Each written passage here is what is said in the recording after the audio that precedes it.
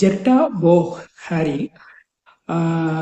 போரின் போது இறந்த முதல் பெண் புகைப்பட கலைஞர். அதான் 1 ஆகஸ்ட் 1910 வந்து ஜெர்மன்ல வந்து பிறந்தாரு. இவருடைய அப்பா வந்து ஹென்ரி போகரிஸ், அம்மா வந்து கிசேலா போரல். நடுத்தர வர்க்கத்தை குடும்பத்தை சேர்ந்தவங்க தான். குயின் சார்லட் பள்ளியில வந்து படிச்சாங்க, லெசன் பள்ளியிலையும் படிச்சிருக்காங்க. பின்னாடி வந்து வணிக கல்வியையும் பயின்றிருக்காங்க. 1929ஆம் ஆண்டு வந்து பாத்தீங்கன்னா இவங்களுடைய குடும்பம் வந்து லிப்ஜிக்னு நகருக்கு வந்து குடிபெயர்ந்து அரசியல்ல வந்து ஆர்வம் காட்டினாங்க. 1933ல வந்து நாஜி கட்சி வந்து ஆட்சிக்கு வருது. ஸோ அப்போ வந்து அவங்க எதிர்த்து ஈடுபட்டல பலர்ல ஒருவர். அதுக்காக அவங்க கைது செய்யப்படுறாங்க. ஒரு ஸ்டேஜில் வந்து என்னன்னா சில பேர் வந்து இறக்குறாங்க, சில பேர் வந்து நாடு கடத்தப்படுறாங்க. ஸோ அப்படிப்பட்ட ஒருவர், அந்த நாடு கடத்தப்பட்ட ஒருவர் தான் இந்த பெண். அங்க நாடு கடத்தப்பட்ட பின்பு அங்க வந்து ஒரு புகைப்பட கலைஞர் வந்து அறிமுகமாகிறாரு. அவர் வந்து புகைப்பட கலையை பத்தி சொல்லி தர்றாரு. பிற்காலத்துல இவங்க 2 பேரும் வந்து சேர்ந்து வந்து புகைப்படம் எடுக்கிறாங்க. புகைப்படம் எடுக்கிற இவங்களுக்குள்ள ஒரு காதலும் வருது. ஸோ இந்த 1935ல இருந்து 1937 வரை இவங்க 2 பேரும் வந்து சேர்ந்து எடுத்த புகைப்படங்கள் வந்து ஒரு குறிப்பிட்ட பேர்ல, 2 பேருமே புனைப்பெயர்ல தான். ஸோ அவங்களும் வந்து நாடு கடத்தப்பட்டு வந்தவங்க தான். இந்த பெண்ணும் நாடு கடத்தப்பட்டு வந்த பெண் தான். ஏன்னா என்னன்னா அப்போ வந்து பாத்தீங்கன்னா ஃபுல்லா ஹிட்லருடைய ஆட்சி. ஸோ அவங்கவுங்க வந்து பாத்தீங்கன்னா ஒரு சில பேர் வந்து சுடப்பட்டு இறக்குறாங்க, ஒரு ஸ்டேஜ்ல மறைறாங்க. சில பேர் வந்து என்னன்னா டோட்டலா வந்து நாடு கடத்தப்படுற. ஸோ அப்படிதான் இவங்க 2 பேருமே வந்து நாடு கடத்தப்பட்டு ஒரு ஸ்டேஜ்ல வந்து சந்திக்கிறாங்க. ஸோ அந்த ஒரு பிரச்சனையை சமாளிக்கிறதுக்காக இந்த பெண் வந்து, அவர் வந்து ஏற்கனவே கமர்ஷியலா வந்து புகைப்பட கலைஞராக தான் இருக்காரு. ஸோ இந்த பெண் வந்து என்னன்னா அங்க அந்த இதில் நாட்டுல இருக்கணும்னா புகைப்பட கலைஞரா இருந்தா சில தப்பிக்கிறதுக்கான வாய்ப்பு இருக்கு. ஸோ அப்படி வந்து சேர்றாங்க. அவர்கிட்ட வந்து புகைப்படத்தை எடுக்கிறது கத்துக்கிறாங்க. கத்துக்கிட்டு வந்து பிற்காலத்துல வந்து அவருக்கும் அவரும் இவங்களும் சேர்ந்து வந்து புகைப்பட 2 பேருமே சேர்ந்தே படம் எடுக்கிறாங்க. பத்திரிகை கணக்கு 2 பேரும் புனைப்பெயர்ல தான் பத்திரிகையில அனுப்புறாங்க. ஸோ ஒரு ஸ்டேஜ்ல வந்து இவங்களுக்கு காதல் ஏற்படுது. 1935ல இருந்து 1937 வரை வந்து இவங்க வந்து என்ன இவங்க அந்த ஒரு காதல் இதுல இருக்காங்க. ஸோ 2 பேரும் சேர்ந்தே ஒர்க் பண்ணிக்கிட்டு இருக்காங்க. ஸோ அவங்க ஒரு இதுல ஒர்க் பண்றாங்க, இவங்க ஒரு இருக்குன்னா, ஆனா புகைப்படம் வந்து 2 பேர் பேர்லயும் பொதுவான புனைப்பெயர்ல தான் வந்துகிட்டு இருக்கு. இதுல வந்து அவங்க ஃபேமிலி வந்து எல்லாமே பிரியுது. ஸோ அவங்க பெற்றோர் வந்து பாலஸ்தீனத்துக்கு போறாங்க. அவருடைய அந்த பெண்ணுடைய சகோதரர்கள் வந்து இங்கிலாந்துக்கு போறாங்க.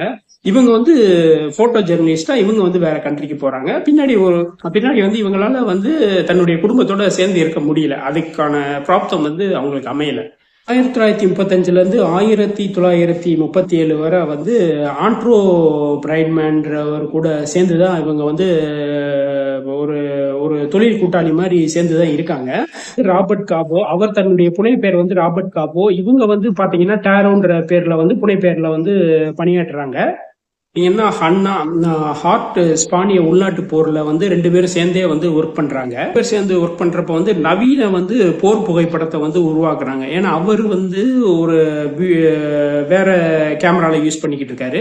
ஸோ இந்த பொண்ணு வந்து வேற கேமரா. இது பாத்தீங்கன்னா உங்களுக்கு டிஃப்ரெண்ட் ஒரு மாடல் புகைப்படத்தை வந்து உருவாக்குது. பிற்காலத்துல வந்து பாத்தீங்கன்னா 2 பேருமே வந்து சுதந்திர பதத்துக்கான விருதை வந்து வெவ்வேறு ஸ்டேஜ்ல வாங்குறாங்க. 2 பேருமே வந்து இறந்த பின் தான் வாங்குறாங்க.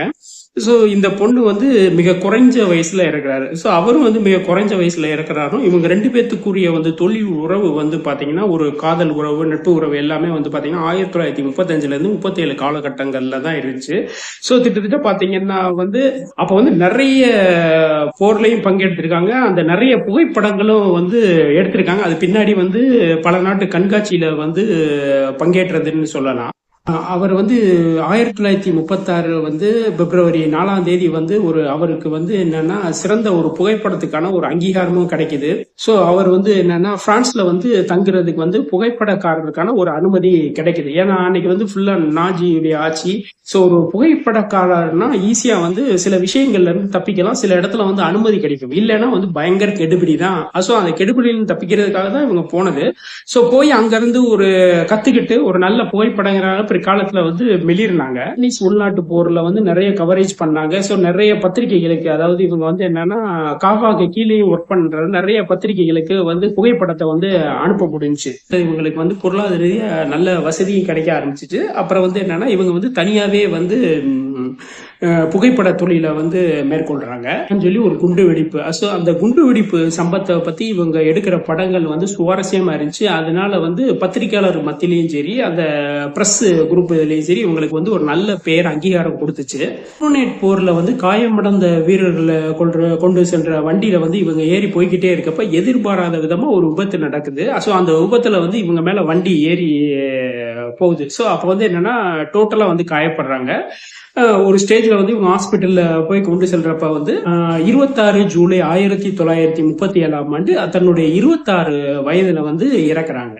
எதிர்பாராத விபத்தால இறக்குறாங்க.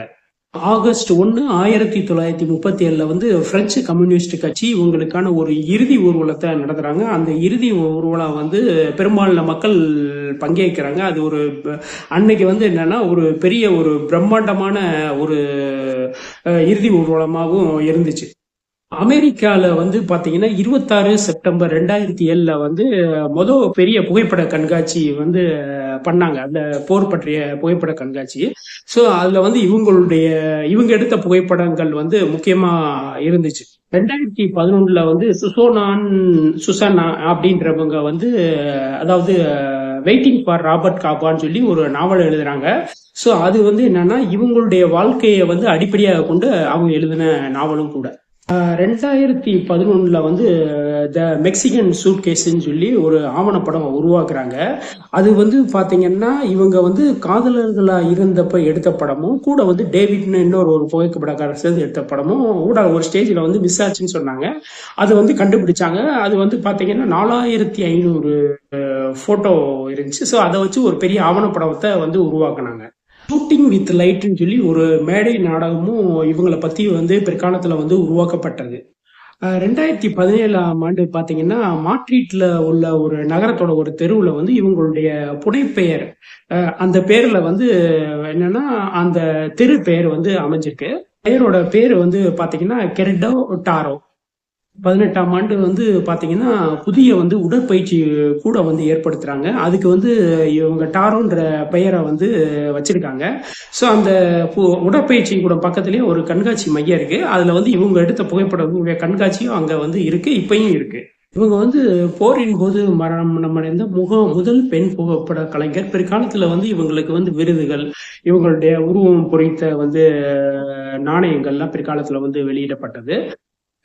என்ட்ரோ எர்னா பிரைட்மேன் இவர் வந்து பாத்தீங்கன்னா பிற்காலத்துல வந்து ராபர்ட் கபான்ற புனைப்பெயர்ல வந்து வேலை செஞ்சாரு. அக்டோபர் 22, 1913 புடோபெஸ்ட்ல வந்து பிறந்திருக்காரு. இவர் வந்து இளைஞரா இருந்தப்போ வந்து ஹங்கேரி அரசியல் அடக்குமுறையை எதிர்த்து வந்து போராடினாரு. ஸோ அதனால பிற்காலத்துல கைது செய்யப்பட்டு அடி வாங்கினாரு. பல பேர் வந்து இறந்தாங்க. இவர் வந்து என்னன்னா சில நிபந்தனையின் கீழே வந்து ஹங்கேரியை விட்டு வெளியேறணும்னு சொன்னனால வந்து இவர் வந்து ஹங்கேரியில வந்து இவர் வந்து என்னன்னா நாடு கடத்தப்பட்டார். பிற்காலத்துல வந்து நாடு கடத்தப்பட்டாரு. அதாவது பாரிஸ்க்கு இவர் போறாரு. காலத்துல வந்து தொழில்முறை கூட்டாளியான அந்த டாரோவை சந்திக்கிறாரு. அவங்க 2 பேரும் 1935 37 வந்து 2 பேர் சேர்ந்து பண்றாங்க. அவங்களுக்குள்ள காதல் உருவாச்சு. ஒரு ஸ்டேஜ்ல கல்யாணம் வர அது வந்து போச்சு. வாழ்க்கையில வந்து 5 போர்களை வந்து சந்திச்சிருக்கான்னு சொல்லலாம்.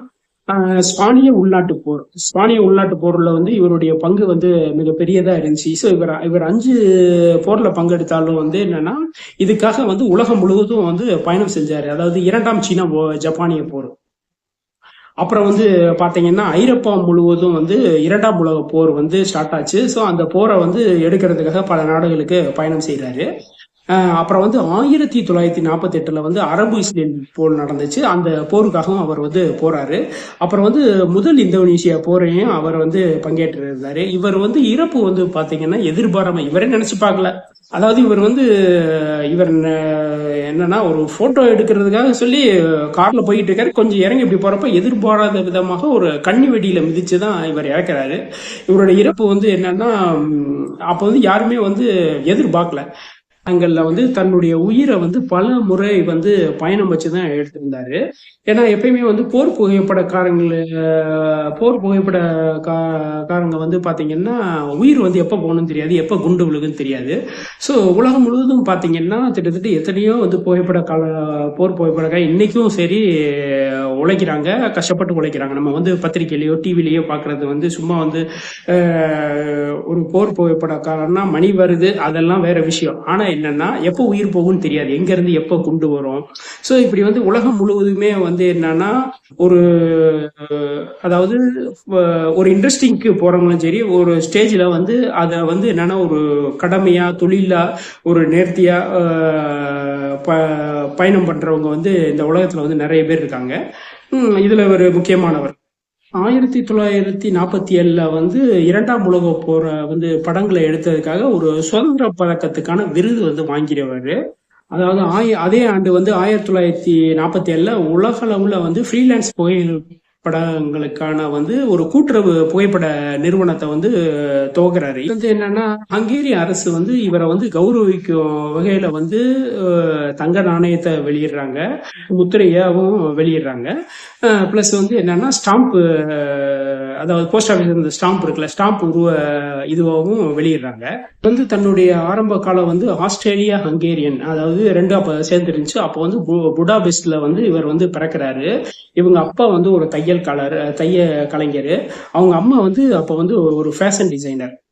அப்ப ஃபேஷன் டிசைனர்னா பாத்துக்கோங்க. என்னன்னா அப்ப வந்து ஒரு ஒரு நடுத்தர குடும்பத்தை சேர்ந்தவர் தான். அவர் தன்னுடைய 18ஆம் வயசுல வந்து என்னன்னா போராட்டங்கள்ல ஈடுபட்டாரு. போராட்டங்கள்ல ஈடுபட்டு வந்து என்னன்னா ஒரு ஸ்டேஜ்ல வந்து அந்த நாட்டை விட்டு வெளியேற வேண்டிய கட்டாயம். ஸோ அப்படிதான் அவர் வந்து பாரிஸ்க்கு வந்து போறாரு. ஸோ அப்படி போய் அங்க வந்து படிக்கிறாரு. படிச்சுட்டு வந்து அந்த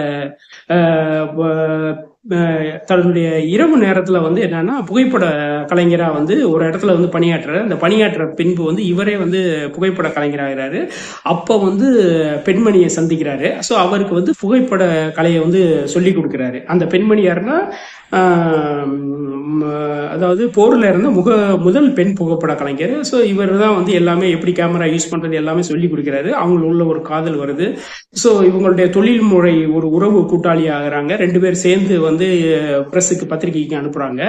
1935 இருந்து 37 வரை இவங்க வந்து ஒரு இணை பிரியாத கூட்டாளியா இருந்தாங்க. ஒரு ஸ்டேஜ்ல வந்து பிரிஞ்சு தனித்தனி புகைப்பட கலைஞர்களா இருந்தாங்க. ஸோ அவங்க வந்து 26 வயசுல இறக்குறாங்க. இவர் வந்து ஒரு தன்னுடைய 40 வயசுக்கு கிட்ட 40 அந்த கிட்டக்க வந்து அப்ப இறக்குறது. பிக்சர் போஸ்ட்னு வந்து ஒரு புகைப்பட பத்திரிகை வந்து என்னன்னா இவரை வந்து உலகின் மிக புகழ்பெற்ற வந்து போர் புகைப்பட கலைஞரை வந்து கௌரவப்படுத்துச்சு. வந்து இளைய சகோதரர் வந்து கர்னல் காபாவும் ஒரு புகைப்பட கலைஞர் தான். அவருடைய புகைப்படங்கள் வந்து பிற்காலத்துல வந்து பல நாடுகள்ல வந்து கண்காட்சியாக வைக்கப்பட்டது. பின்னாடி இறந்த பின்பு இவர் வந்து ஹங்கேரிய அரசால வந்து கௌரவப்படுத்தப்பட்டார்.